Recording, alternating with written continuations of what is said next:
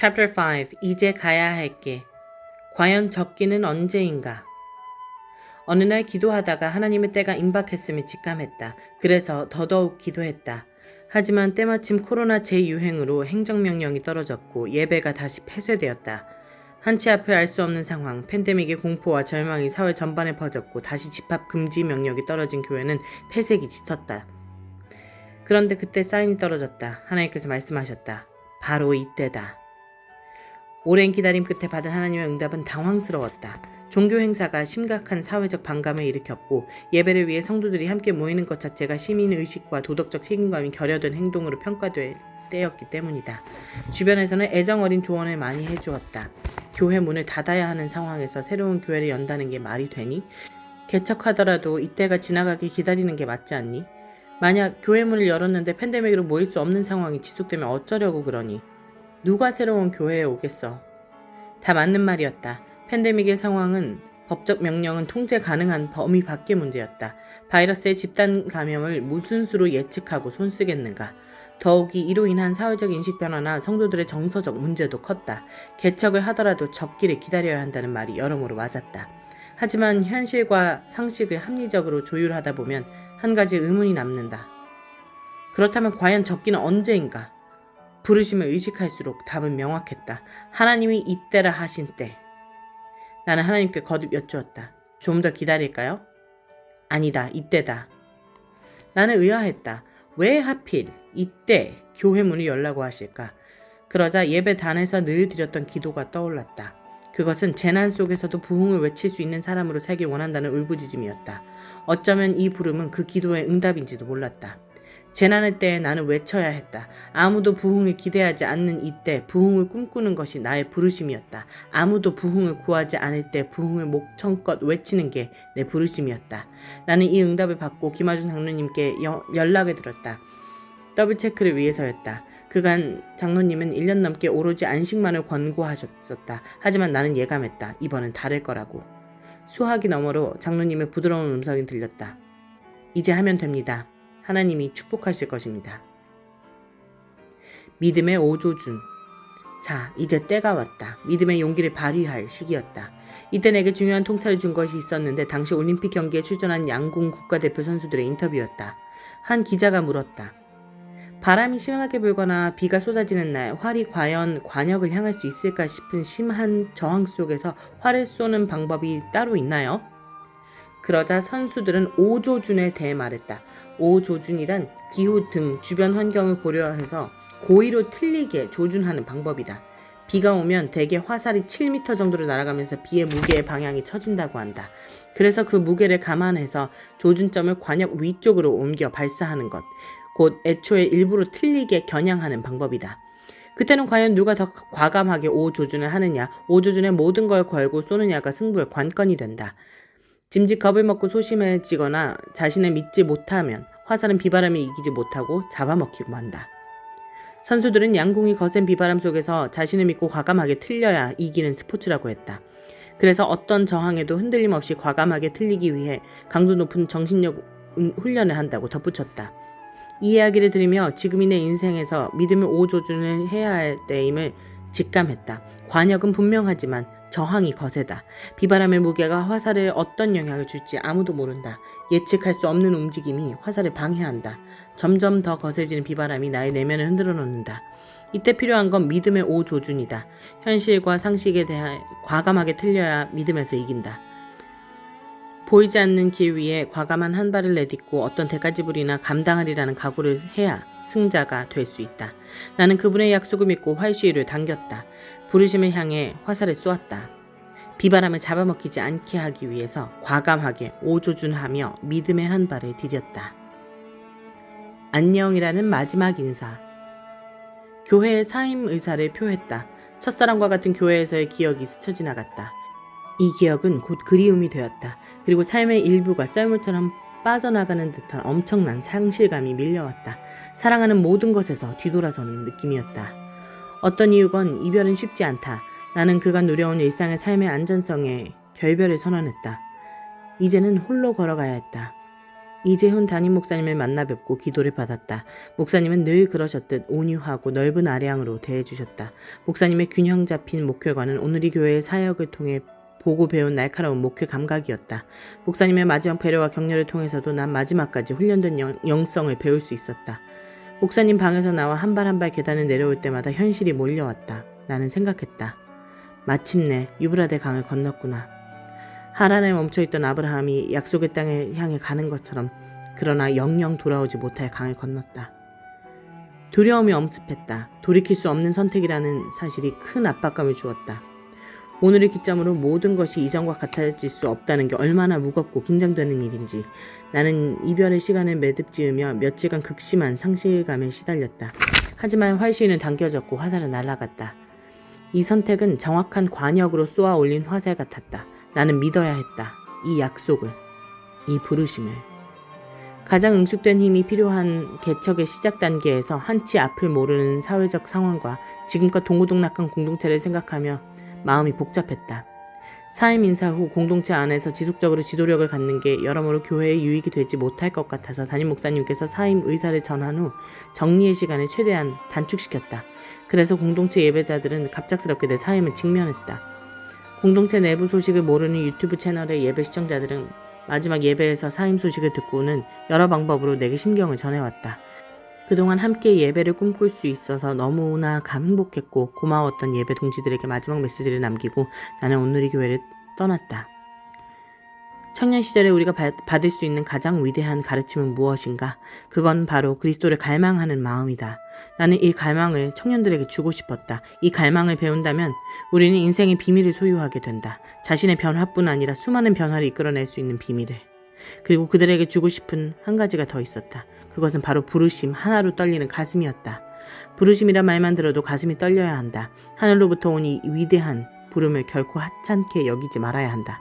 세상으로부터 무엇을 어떻게 배웠는지, 세상이 성공에 대해 무엇을 말하든지, 실패로 얼룩진 인생이라 할지라도 우리는 이 부르심을 향해 다시 달려가야 한다.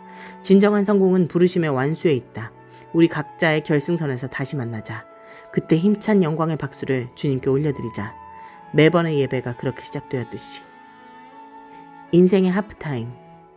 하프타임이 주어졌다. 쉼없이 달리던 경주에서 잠시 이탈해 재충전할 기회이기도 했다. 개척이 본격적으로 시작되면 이런 기회는 없을 것 같았다. 내가 쉴 수 있는 기회는 이때뿐이라는 말이 맞았다. 충분한 쉼이 강제된 시간이었다. 하지만 하나님이 말씀하신 이때가 단순히 내 안식과 재충전을 위한 것만은 아니라고 생각했다.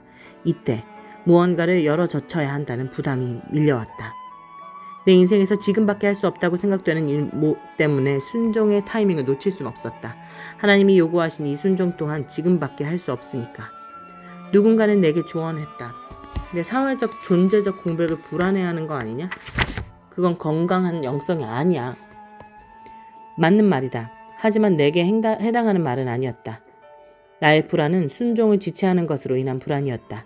하나님의 부르심에 순종의 틈이 생겼고 나는 그 틈을 비집고 들어가야 했다. 하나님이 쉬라고 하셨으면 편하게 쉬었을 거다. 나라고 왜 쉬고 싶지 않았을까? 나는 간절하게 아무 생각 없이 있을 시간이 필요했다. 그동안 너무 많은 생각을 하느라 지쳐 있었다. 개척과 동시에 이전으로 돌이킬 수 없는 새로운 책임감이 부여된다는 사실만으로 두려웠다. 하지만 분명 하나님께서 내게 다른 부름을 주시는 것 같았다. 그건 새로운 교회에 대한 부름이었다. 하나님이 이때다라고 하신 건 단지 기존 교회를 떠나는 시간만이 아닌 새로운 교회의 문을 여는 시간이기도 했다. 그 시간은 하필 많은 교회가 문을 닫아야 하는 때였다. 나는 충분히 쉬어야 한다는 주변의 만류와 나 자신의 간절한 필요에도 불구하고 고작 6주를 쉬었다. 그마저도 새로운 사역에 대한 구상과 공간과 장비 물색으로 채워졌다. 비록 충분히 쉬지 못했지만 하나님 안에서 밀도 있는 쉼이 되기를 기도했다. 이 시기에 나를 정서적으로 지지해준 분들의 얼굴이 떠오른다. 규장 출판사의 여진구 대표님은 꽤 오랜 시간 동안 나의 사역적 비전을 공유하고 함께 꿈꾸고 기도하던 리더다. 땅속 광물을 찾는 집요한 채굴자처럼 척박한 시대에 하나님의 메신저를 찾기 위해 끊임없이 무언가를 발굴해내려는 그의 의지는 나를 늘 흥분시켰다. 처음 개척 소식을 알렸을 때 여 대표님은 이제 연락 올 때가 됐는데 하고 있었다며 대번에 너무 잘 됐다라고 말씀하셨다. 손뼉이 부딪히듯 이 말 한마디가 내 비전에 박수소리를 내게 했다. 여 대표님의 호쾌한 기대감은 큰 에너지가 되었다. 이는 단지 형식적인 격려나 인간적인 지지가 아닌 하나님이 하실 새 일에 대해 흥분과 열정이었다. 나는 이렇게 꿈꾸고 기도하고 파고들고 확장하고 과감하게 시도하는 사역자들을 보면 큰 동력을 얻는다. 그분의 지지와 격려는 동력의 기쁨을 샘솟게 했다. 또한 이 시기에 뜻밖의 다가온 잊지 못할 사랑이 있었다. 오늘의 교회에서 사역하다 목양교회를 담임하시게 된 공진수 목사님과의 만남이었다. 목사님과는 오늘의 교회에서도 여러 차례 함께 예배했고 또 나를 그분의 사역지로 불러주셨다. 그런데 내 사임 소식을 듣고 선뜻 자리를 마련해 준 거였다. 이 시기, 이 만남에서 얻은 격려는 두고두고 잊을 수 없는 온기를 전해주었다. 내가 의식하지 못한 순간에도 나를 지켜보며 내 비전이 구체화되고 끝내 실현될 수 있도록 가야 할 길을 함께 고민해주는 멘토링의 든든함이었다. 거친 물살 위에 한 발을 내딛는 내게 목사님은 손수 평평한 디딤돌 하나를 발 아래 놓아주셨다. 상상해보라. 그 물살에 첫 발을 담그려는데 누군가가 디딤돌을 놓아준다면 이것이 동행이 아니고 무엇일까? 동역이 아니고선 무엇으로 표현할 수 있을까? 목사님과 나는 각자의 목회지에서 각자의 사명을 감당하고 있지만 이 길 위에서 따뜻한 동행과 든든한 동역을 계속하고 있다. 결정적인 동역의 축복으로 장유미 전도사님을 빼놓을 수 없다. 개척을 고민하던 시기에 중보자 권사님으로부터 연락이 왔다. 몇 년간 나를 위해 기도하는 분이 있는데 셋이서 함께 차 한잔하며 어떻겠냐는 권유를 받고 나는 약속 장소에 나갔다. 첫 만남이었음에도 하나님께서 뜻밖의 교회 개척에 대한 비전을 나누라는 마음을 주셨다. 당시 내가 부목사로 섬기던 교회를 출석하는 두 분에게 차마 개척의 계획을 말할 수는 없었다. 하지만 하나님께서 거듭 나누라는 마음을 주셔서 난데없이 비전을 나누게 됐다. 놀랍게도 장유미 전도사님은 이틀 전에 나를 위해 기도하면서 원목사가 교회 개척을 기도하고 있고 내 뜻을 기다리고 있다. 너는 그를 도우라 라는 마음을 받았다고 했다. 그러면서 전도사님은 내 입을 통해 이것을 확증해달라는 기도를 드리고 만남의 자리에 나왔다고 했다. 나는 언제나 내 비전과 사역을 감당하기 위해 단연 중보자의 필요성을 뼈저리게 느낀다. 너무 바빠서 기도할 수 없을 때 내가 활과 검을 들고 적진으로 뛰어들어야 하는 실전 상황에서 누군가 나를 위해 기도에 후방 지원을 해준다면 영적 사역의 완벽한 하모니를 이룰 수 있으리라 생각했다. 그래서 오로지 이런 기도의 노동을 감당할 사람을 공개 모집한다고 우스갯소리로 하곤 했다. 기도가 예배와 사역의 실제적인 동력이자 전술이라는 건 이론이 아니다. 이 영적 노동이 교회 사역의 실체가 되기를 바란다. 우리의 싸움은 육에 속한 것이 아니기 때문이다. 나는 그날의 만남에서 하나님이 새로운 교회를 위해 기도 중보자를 오래전부터 구별하셨다는 사실에 감격했다. 이 만남을 통해 앞으로도 영에 속한 것을 함께 보고 맞서고 짊어지고 신음하는 동역의 신비를 느끼며 교회를 섬기길 소망했다. 아무도 가보지 않은 길. 짧은 쉼이었지만 나는 새로운 교회의 구체적인 밑그림을 그렸다. 교회 이름은 포드처치, Parade of David의 약자로 이 시대의 다윗의 행렬을 이어가는 교회를 꿈꾸며 지었다. 2020년 2월 23일 오후 9시 19분 동생과 나의 채팅창에는 다음과 같은 내용의 공지사항이 등록되었다. 다윗의 행렬을 이어가는 예배자, Pod, Parade of David. 그러나 주일 예배 강단에서 거절된 구경꾼의 삶이란 제목으로 다윗의 예배에 관한 말씀을 전하던 중 하나님의 특별한 기름 부음을 느꼈다. 내 평생을 관통하는 비전과 사명에 관한 통찰을 부어주셨다. 그리고 그날 밤 예배의 은혜를 나누다가 기록해 두었다. 당시엔 이것이 내 인생을 관통하는 비전일 뿐 이 이름으로 교회 개척을 하게 될 줄은 꿈에도 몰랐다. 그런데 막상 교회의 비전과 목적을 정리하다 보니 결국 이것이 내가 꿈꾸는 교회의 명확한 정체성이었다. Parade of David은 사무엘하 6장에서 다윗이 유다 변방에 방치되었던 하나님의 법궤를 예루살렘으로 옮기는 행렬을 가리킨다. 이 시대에 다윗의 예배를 재건하길 원하는 예배자들의 행렬, 생각만으로 가슴이 뛰었다. 새로운 교회의 예배 장소가 결정되자마자 40일 땅밟기 기도부터 시작했다. 기도의 동역자들이 예배 처소를 아침 저녁으로 밟으며 함께 기도했다. 이 시기에 주변에선 교회 개척에 관한 현실적인 조언을 많이 해주었다. 교회 조직을 세우기 위한 다양한 매뉴얼과 체계를 제시했다. 때마침 아버지는 44년 목회 생활 끝에 원로가 되셨고 노회장까지 지내시며 교계의 정치적인 활동을 하셨으니 얼마나 해주실 말씀이 많았을까. 아버지의 조언은 정말 귀했다. 하지만 나는 그것을 철저하게 거부하고 싶었다. 나는 주변에서 건네는 경험과 관록과 노하우를 녹여낸 조언들에 일단 귀를 닫았다. 개척하려면 이것부터 필요하다는 건넨 많은 충고들을 외면했다. 왜냐하면 나는 철저하게 백지 상태여야 했다. 하나님의 꿈을 그리기 위해 하얀 캔버스 위에 설 필요가 있었다. 그때 느끼는 완전히 새로운 창조력에 대한 막막함, 두려움, 설렘을 모두 느끼며 하나님의 꿈을 순수하고 거침없이 그려보고 싶었다. 제도화된 패러다임과 프레임, 매뉴얼에 얽매이고 싶지 않았다. 게다가 16년간 대형교회 예배 사역을 해오면서 기존 질서나 관료적이고 굳어진 관념으로 예배를 대하던 태도에 신물이 나 있었다. 어떤 조직이든 체계가 잘 갖춰지면 위험이 따른다. 바로 마음의 실종과 본질의 부재다. 마음 없이도 체계에 기대면 뭐든 그럴싸해 보이는 게 문제다. 본질이 빠져도 흉내를 낼 수 있다는 게 문제다. 아무것도 없을 때 무엇에도 기대지 않는 경험은 매우 중요하다. 이것 하나면 되는구나의 이것을 먼저 찾아야 한다. 우리는 그때 배울 수 있다. 과연 본질이 무엇인지. 교회의 다양한 조직과 사역들을 구성하면서 다른 교회에서 샘플을 찾아본 적이 없다. 우리에겐 교회의 성공 사례가 필요한 게 아니었다. 모범 사례는 어디에나 있다. 하지만 중요한 것은 이 교회의 부르심이지 성공 사례의 분석이나 좋은 샘플의 모방이 아니었다. 다른 교회는 이렇게 하더라라는 접근은 나에게 전혀 자극이 되지 못했다. 이 시기 나의 질문은 훨씬 더 내부적으로 파고들었다. 나의 필생의 사명은 무엇인가? 오직 나만이 주님을 위해 드릴 수 있는 것은 무엇인가? 우리 교회의 고유한 부르심은 무엇인가? 마지막 시대의 이 교회가 주님을 어떻게 섬길 것인가? 그렇다면 나는 무엇을 해야 하는가? 나는 정말이지 이제껏 교회가 가보지 않은 길, 목사가 추구하지 않던 목회를 해보고 싶었다. 이것은 단순히 새로움 그 자체를 추구하겠다는 게 아니다. 오히려 철저하게 익숙한 본질만 추구하기에 완전히 새로울 수 있다는 역설이다. 교회를 교회되게 하는 본질만 담고 싶었다. 일단 그렇게 시작하면 부차적인 건 채워나가면 될 일이었다. 차츰차츰 해도 된다. 본질이 확실한 힘이 갖기 이전에 다른 것들을 함께 세워놓느라 힘이 분산되면 안 된다. 가장 중요한 걸 덜 중요한 것 때문에 희생시키면 안 된다. 중요한 걸 지키기 위해서는 덜 중요한 것들을 무심할 필요가 있다. 적어도 시작은 그렇게 해야 한다고 생각했다. 처음부터 원숙할 필요가 없었다. 조금 서툴고 미숙해도 부족해 보여도 괜찮았다. 어설프더라도 이때만 할 수 있는 순수한 시도들을 해보고 싶었다. 길들여지고 노련해지면 사라지는 설렘과 긴장이 팽팽한 한 발을 내딛고 싶었다. 그러기 위해 내가 꼭 해야 하는 일은 완벽을 추구하는 일보다 떨리는 가슴으로 아무도 가보지 않는 길을 찾는 것이었다. 서툴면 오히려 시작의 특권이다. 다만 본질은 확고하다는 걸 진짜 중요한 걸 타협 없이 붙잡았다는 것만을 증명해야 했다. 그렇다면 가장 중요한 것은 무엇일까? 살아있는 교회, 살아있는 예배.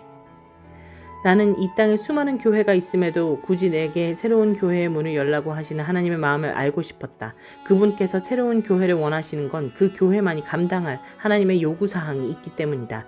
이 고민은 하나의 질문으로 향했다. 이 시대 교회를 바라보시는 하나님의 고통은 무엇일까? 기독교의 핵심은 살아계신 하나님과 생명력 있는 관계를 누리는 데 있다. 그런데 교회가 그 살아있는 관계의 능력을 잃어버리면 종교화되고 만다. 종교적 행위가 하나의 시스템이 되어 신앙생활의 바퀴를 기계적으로 돌리고 어느 순간 자동화된다. 종교화된 신앙은 신앙의 대상을 향한 관심을 잃게 만든다. 예를 들어 고사를 지내는 사람에게 누구한테 고사하는 건가요? 라고 물으면 이렇게 되묻는다. 조상님 아니에요? 이는 누구에게 빌든 중요하지 않다는 거다. 내가 정성을 다하면 누군가는 들어줄 거다라는 막연한 믿음으로 순전히 내 행위와 정서만이 관심 대상이 된다. 비는 대상을 향한 관심은 사라지고 일방적인 제의만 남는다.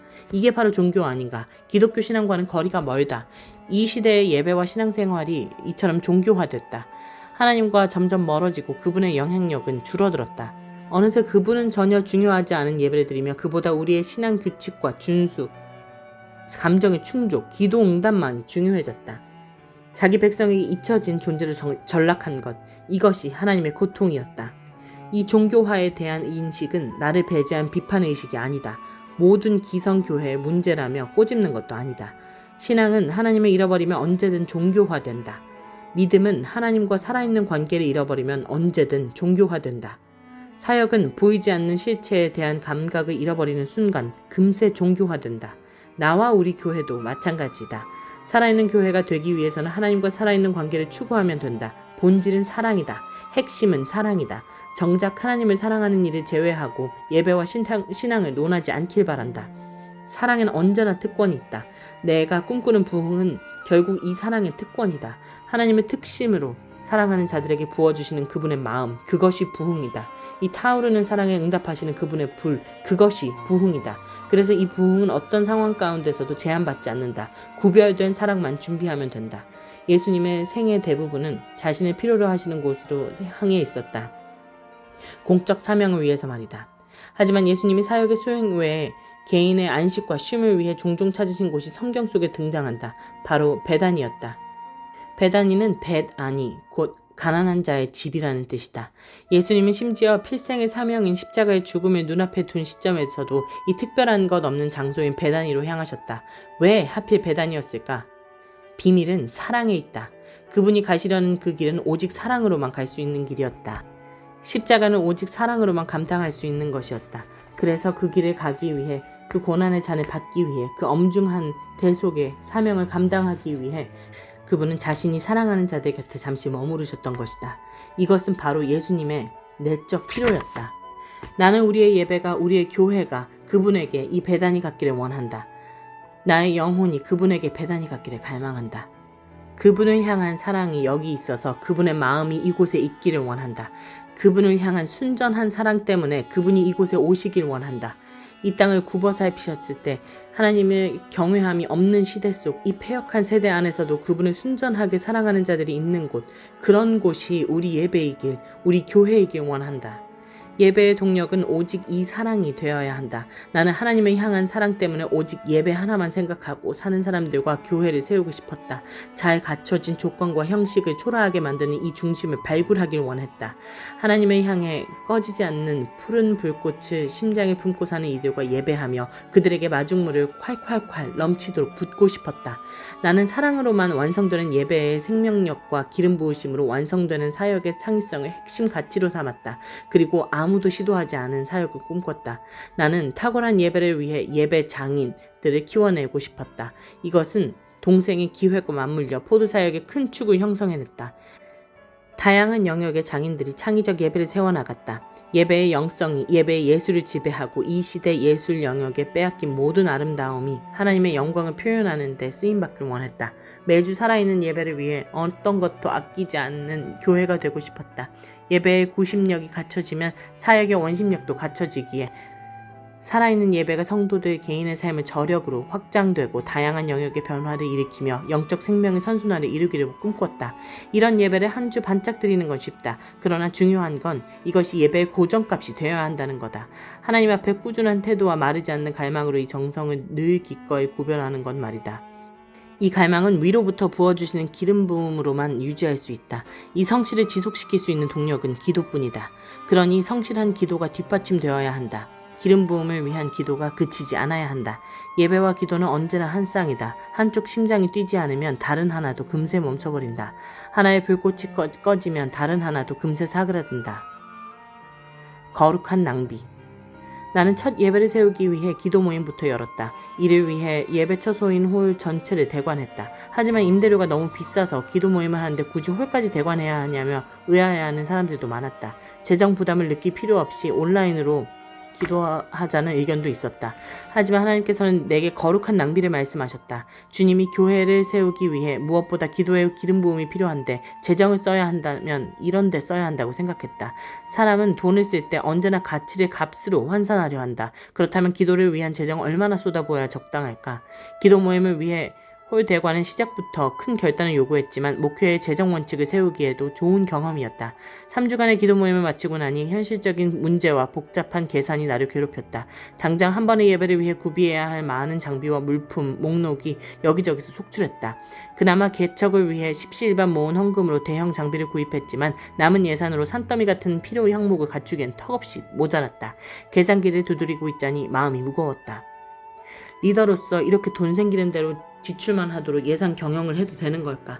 만일의 사태를 대비해서 적어도 교회 재정을 0이나 마이너스로 만들지는 말아야 할 텐데 지출이 전부인 초기 상태는 얼마나 지속되려나?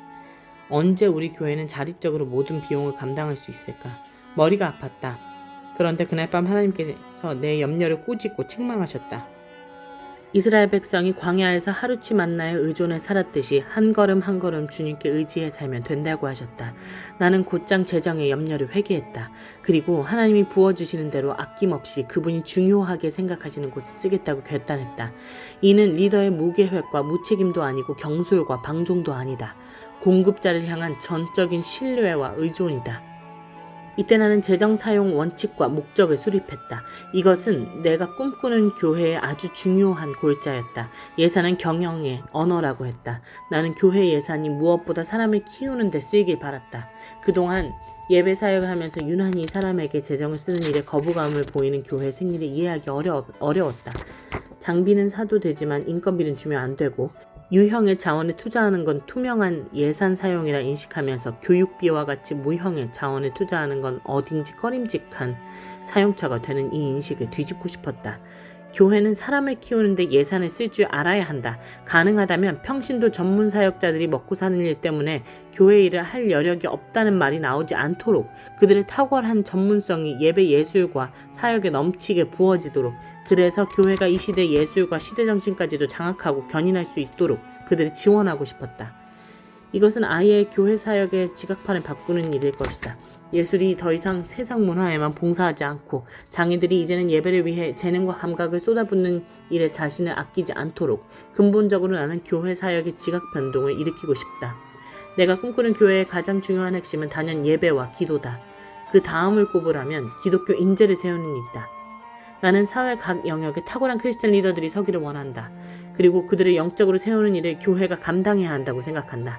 아브라함 카이퍼는 세상의 모든 영역 가운데 그리스도께서 주인이 아닌 영역은 단 한 부분도 없다고 선언했다. 모든 영역에 하나님의 주권을 선언하고 그 영역을 주도할 각계각층의 리더들을 배출하는 교회가 되기를 꿈꾼다. 그러기 위해 다음 세대에 관심을 기울여야 한다. 바로 지금. 다음을 생각하지 않으면 안 된다. 물론 지금 당장을 준비하는 것만으로도 버겁지만 지금과 다음을 동시에 생각해야 살아남는다. 나는 포드처치가 다음 세대의 신앙적 계승을 해나가는 교회가 되기를 바란다. 우리가 다음 세대와 동일한 영성의 예배를 드리지 못한다면 우리가 꿈꾸는 부흥은 한 시절 아름다운 추억으로 남을 뿐이고 다음 세대는 하나님을 알지 못하는 다른 세대가 되고 말 것이다. 사랑하는 일, 살아가는 일. 교회의 창립까지 여러 실질적인 준비가 필요했다. 교단에 교회 등록을 하려면 사업자 등록이 필요한데 포드처치는 건물이 없었고 주소지가 없으면 사업자 등록이 어려웠다. 나는 세대를 초월해 나의 동역자라고 거침없이 말하고 싶은 장명근 장로님이 소유한 사무실 귀퉁이에 책상이라도 하나 놓고 집무실로 사용할 수 있는지 여쭤보았다. 교회 등록처를 나의 거주지보다는 따로 정하는 게 좋겠다고 생각했다. 그저 안 쓰시는 공간에 교회 거점이라도 정해두고 싶던 내 마음과 달리 장로님께서는 흔쾌히 어머님이 사용하시던 사무실 공간을 빌려주셨다. 이 유형의 공간이 포드처치의 첫 거점이 되었다. 덕분에 교회 이름으로 사업자 등록을 할 수 있었다. 나는 초기에 교회 건물을 임대할 생각이 전혀 없었다. 애초에 수립한 재정 원칙에 따라 공간에 대한 소유 심리나 안정성에 흔들리지 말자고 결단했다. 하지만 주일 예배를 위한 기도 처소만큼은 반드시 필요하다고 생각했다. 계속해서 기도가 쌓이고 임재가 부어지고 그 영적 영향력이 끊이질 않는 실제적인 공간을 말이다. 때마침 오랫동안 나를 위해 기도해 주시던 멘토님이 내 개척 소식을 듣고 함께 기도하시던 권사님 한 분을 소개해 주셨다. 그분은 오래전에 자신이 소유한 건물 중 일부를 하나님 나라를 위해 쓰고 싶다는 서원식 기도를 올리셨다면서 매봉에 있는 한 사무실을 내주셨다. 덕분에 목회자의 간사 사무실과 포드의 영적 베이스 캠프인 PBC, 파워 베이스 캠프, 포드 중보 모임, 기도 모임 장소를 마련할 수 있었다. 권사님은 그곳에서 기도의 메아리가 들려올 때마다 더할 나위 없이 행복하다고 말씀하셨다. 이 행복이 나에게 또한 행복의 메아리가 됐다. 두 분의 섬김을 통해 두 개의 공간이 열렸다. 이것은 포도의 귀한 마중물이 되었고 이제 우리는 끊임없이 물을 길어 올릴 것이다. 아니, 이미 시작되었다. 포드처치는 개척 1년 1, 2부로 나누어 드리던 940석 예배처소의 수용의 한계를 느꼈다. 간절한 기도 끝에 하나님께서는 2,000명 수용이 가능한 처소를 열어주셨다. 개척 후 15개월이 지난 지금 세계 각지의 글로벌 포드를 포함한 예배자 3,000여 명이 함께 예배하고 있다. 매주 이 기록은 갱신된다. 이 예배를 세우기 위해 각별한 사랑의 헌신자들이 새벽을 깨우며 이곳에 모여든다. 일주일간 교회가 아니었던 곳이 이 헌신 위에서 다시 교회가 된다. 이 사랑이 무형의 벽돌이 되고 이 섬김이 유형의 처소를 세운다. 한 번의 예배를 세우기 위한 땀방울은 이 교회의 야성이 되었고 그치지 않는 갈망을 위한 눈물은 이 예배의 기름 부음이 되었다. 나는 교회를 위한 이 수고로움을 특권으로 아는 자들에게 그분의 임재가 아낌없이 부어질 것을 믿는다. 골방에서 드리던 나의 초라한 예배, 하나님은 그때 드려졌던 예배에서 무엇을 건져 올리신 걸까? 나의 어떤 갈망이 그분의 마음을 닿았을까? 나의 미약함과 비천함이 그분의 위대한 부르심에 응답했을 때 하나님은 당신의 일을 시작하셨다. 내 심장 깊은 곳에서 불꽃처럼 타오르던 예배를 향한 그치지 않는 갈망과 하나님의 임재를 향한 타는 목마름이 어느새 이 세대에 전이 되고 있음을 본다. 그분을 사랑하고 끝없이 그리워하고 그래서 노래했을 뿐인데 이 사랑이 위대한 꿈이 되고 마침내 교회가 되었다. 하나님을 위해 꿈꾸는 것은 무력하지 않았다. 하나님만 사랑하는 것은 결코 헛되지 않았다. 하나님을 사랑하는 일이 내가 살아가는 일이 되었다. 이것이 인생이 누릴 수 있는 최고의 영예임을 느낀다. 나의 사랑하는 교회가 이 시대의 나팔이 되기를 원한다. 이 시대의 등불이 되기를 원한다.